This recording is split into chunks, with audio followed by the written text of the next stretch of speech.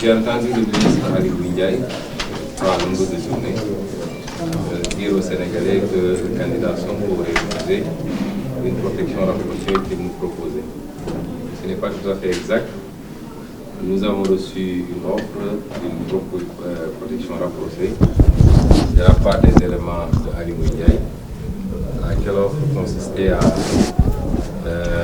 accepter que notre propre dispositif de sécurité soit désarmé et éloigné de ma propre personne, et que lui-même il puisse déployer, je crois, 4 ou 6 éléments qui, à partir de ce moment, se chargeraient de notre sécurité personnelle.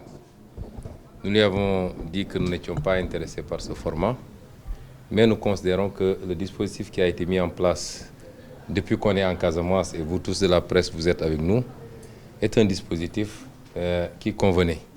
Vous voyez que depuis qu'on est en Casamance, il y a toujours un dispositif avec un pick-up armé de la gendarmerie qui ouvre le peloton et un pick-up armé de la gendarmerie qui ferme le peloton. Ce dispositif nous accompagne tant qu'on est en milieu rural, et dès qu'on arrive dans une agglomération urbaine, ou alors dès qu'on arrive au lieu où les activités doivent se dérouler, la gendarmerie nous attend à l'entrée de la ville et la police prend le relais pour encadrer la manifestation jusqu'à ce qu'on ait terminé et qu'on sorte. La gendarmerie reprend pour nous convoyer. Nous pensons que ce dispositif est un excellent dispositif qui peut sécuriser pas seulement les candidats, mais l'ensemble des Sénégalais durant cette période exceptionnelle de campagne électorale. Et nous n'avons pas besoin d'avoir à notre sein des éléments qui sont des corps étrangers, il faut dire les choses telles quelles, envoyés par un ministre en qui nous n'avons absolument pas confiance. Nous avons quand même des raisons objectives de ne pas avoir confiance en ce ministre.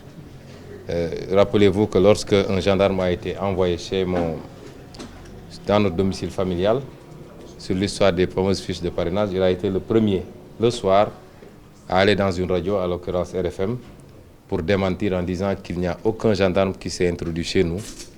Et le 6 février, le tribunal de Ziguinchor a statué pour condamner ce gendarme et dire qu'il était effectivement avec d'autres sur les lieux, mais qu'il a refusé de donner le nom de ses commanditaires. Nous considérons que ce ministre de l'Intérieur, que nous avons par ailleurs récusé pour l'organisation des élections, au même titre que toute l'opposition, c'est suffisamment illustré dans une certaine manière de gérer les choses de manière tout à fait partielle et considère avoir suffisamment de responsabilité dans ce qui se passe, dans ce qui s'est passé ces 7 dernières années dans le pays, pour ne pas avoir à gérer notre sécurité personnelle. Nous considérons que s'ils veulent assurer la sécurité, ils peuvent reprendre le même dispositif. Et nous, les éléments avec lesquels nous travaillons depuis plusieurs années maintenant, et en qui nous avons totalement confiance, continuent à être les plus proches de notre personne. Voilà la réponse qu'on lui a donnée. À Ziguinchor, il a envoyé le colonel de gendarmerie qui est venu me trouver pour insister. Je lui ai répondu de la même manière. Et à un moment donné, il m'a dit, si vous ne le faites pas, ce sera tout ou rien. Soit vous acceptez les éléments qu'on vous propose pour votre sécurité personnelle, et en même temps, vous allez avoir l'escorte qui va vous convoyer, ou alors, on retire l'escorte, on retire tout. Je lui ai dit, monsieur le colonel, dites à Ali Ndiaye de retirer son escorte. Nous allons continuer, parce que nous, notre première sécurité, c'est cette formidable jeunesse qui nous suit, c'est ce peuple sénégalais. Mais nous avons parfaitement confiance également en une sécurité rapprochée, qui est une sécurité professionnelle. Vous avez vu vous-même lors de l'événement de Louga, où des nervis envoyés par les leaders de l'APR ont essayé de saboter. Ils ont été appréhendés, ils n'ont pas été violentés et ils ont été remis à la police de la manière la plus civilisée. Et donc c'est ça qui s'est passé exactement.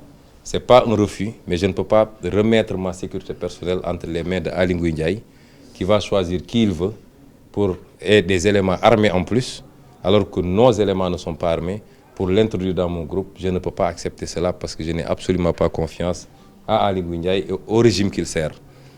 C'est ça qui s'est passé et c'est ça la vérité. Maintenant, ils ont décidé de tout retirer. nous allons continuer comme nous avons démarré. Je crois qu'on n'a pas eu d'incident majeur jusqu'à présent et je ne pense pas qu'on en aura. Mais si ces déclarations préparent l'opinion à un coup fourré comme ils en sont habitués, aller essayer de créer un guet-apens quelque part et après dire que les éléments de Sonko ont agi de telle ou telle manière, comme il l'avait fait avec le PUR d'ailleurs, je tiens à tenir l'opinion à témoin que nous n'avons jamais attaqué qui que ce soit. Vous-même, vous êtes avec nous.